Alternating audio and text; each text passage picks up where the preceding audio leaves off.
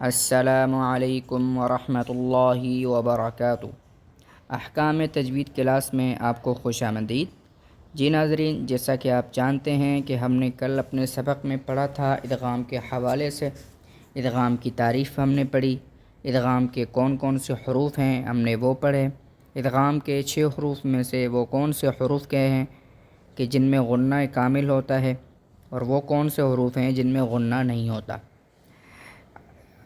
ناظرین، آج کے سبق میں ہم جانیں گے نون ساکن اور تنوین کے بعد ادغام کے 6 حروف میں سے کوئی ایک حرف آ جائے تو وہاں غنہ ہوگا، اور وہ کون کون سے حروف ہیں جن میں غنہ ہوگا۔ ان میں سے ہم صرف آج 2 حروف ہی پڑھیں گے انشاءاللہ۔ ان کی مثالیں بھی ہم قرآن پاک سے پڑھیں گے۔ امید ہے آج کا سبق آپ کو سمجھ آئے گا۔ اگر آپ ہمارے چینل پر نئے ہیں تو اس ویڈیو کو لائک کر دیں اور اس کو زیادہ سے زیادہ شیئر کر دیں تاکہ اوروں کا بھی فائدہ ہو۔ چلیے شروع کرتے ہیں۔ بسم اللہ الرحمن الرحیم۔ سب سے پہلے ذہن میں یہ رکھیے کہ ادغام کی جو ہم نے کل 6 حروف پڑھے تھے وہ کون کون سے ہیں، تو میں دوبارہ بتا دیتا ہوں۔ وہ 6 حروف یا، میم، را، لام، واو، نون، یعنی کہ یرملون، یہ 6 حروف ہیں۔ انہی 6 حروف میں سے ہم یا اور میم کی آج مثالیں پڑھیں گے انشاءاللہ۔ ہم قاعدہ بھی پڑھیں گے، تو امید ہے آج کی ویڈیو آپ کو پسند آنے والی ہے۔ پہلے ہم پڑھیں گے یا کی مثال۔ اس مثال کو سورہ کہف آیت نمبر 5 میں ہم پڑھیں گے، جیسے وہاں ہے ان یقولون۔ سب سے پہلے ہمارے ذہن میں ہونا چاہیے کہ ہمارا قاعدہ کیا ہے۔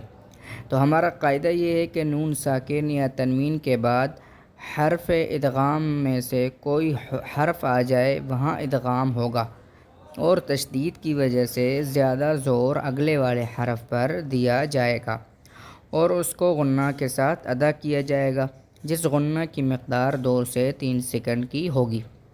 یعنی دیکھیں اس مثال میں ان یقولون، حروف ادغام میں سے یا آیا ہے، اور نون ساکن یا تنوین کے بعد، یہاں تنوین نہیں ہے لیکن نون ساکن ہے، نون ساکن کے بعد حرف ادغام میں سے یا آیا ہے، تو ہم اب کیا کریں گے، ہم یہاں پر ادغام کریں گے۔ ادغام کیسے ہوگا؟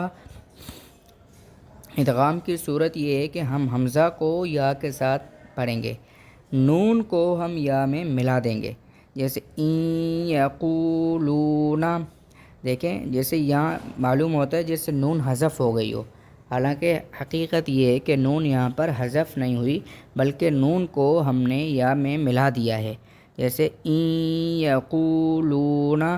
دوبارہ قاعدہ سن لیجئے۔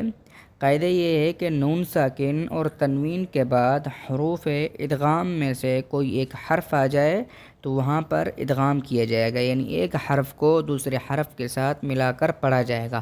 وہ کون سا حرف ہوگا جو ملا کر پڑھا جائے گا؟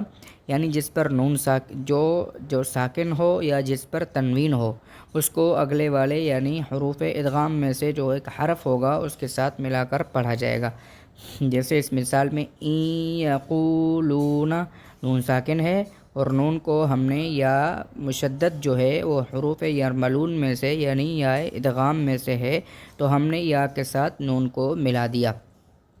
امید ہے یہ مثال آپ کو سمجھ آ گئی ہوگی۔ اب ہم پڑھیں گے تنوین کی مثال، جو کہ ہمیں ملتی ہے سورہ رعد آیت نمبر 23 میں، عدن یدخلونہا، عدن یدخلونہا۔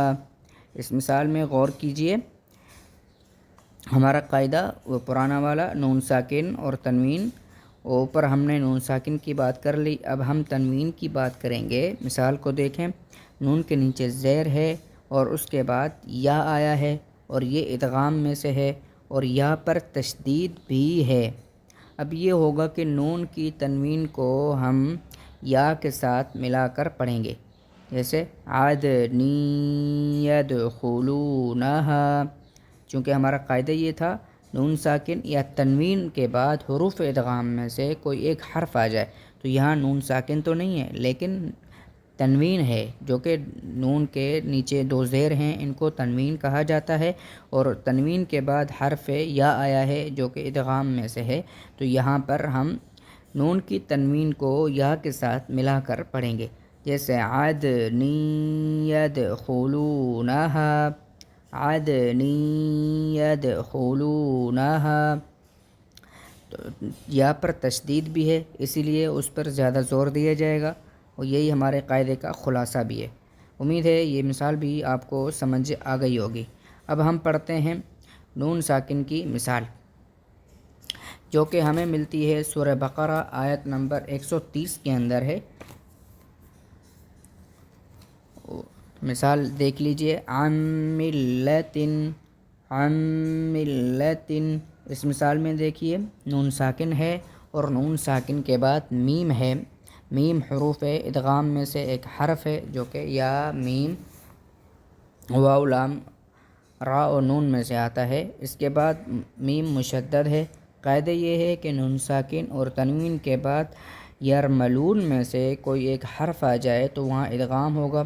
تشدید کی صورت میں زیادہ زور اگلے والے حرف پر دیا جاتا ہے، اس جگہ میں میم مشدد ہے، زیادہ زور میم پر دیا جائے گا، جیسے کہ عن ملتن، عن ملتن، عین اور نون، ہم نے عین کو میم کے ساتھ پڑھیں گے اور نون کو ہم جو ہے مدغم کر دیں گے میم کے ساتھ، عن ملتن، چونکہ نون ساکن ہے اور اس کے بعد میم آ رہا ہے اور میم حروف ادغام میں سے ہے۔ امید ہے آج کی کلاس آپ کو پسند آئی ہوگی۔ اگر آپ ہمارے چینل پر نئے ہیں تو چینل کو سبسکرائب کریں اور اس ویڈیو کو لائک کریں، اچھا سا کامنٹ کریں اور بیل آئیکن کو ضرور پریس کریں تاکہ ہماری ہر آنے والی نئی ویڈیو بآسانی آپ تک پہنچ سکے۔ اپنی دعاؤں میں یاد رکھیے گا۔ دیجیے اجازت، والسلام علیکم ورحمۃ اللہ وبرکاتہ۔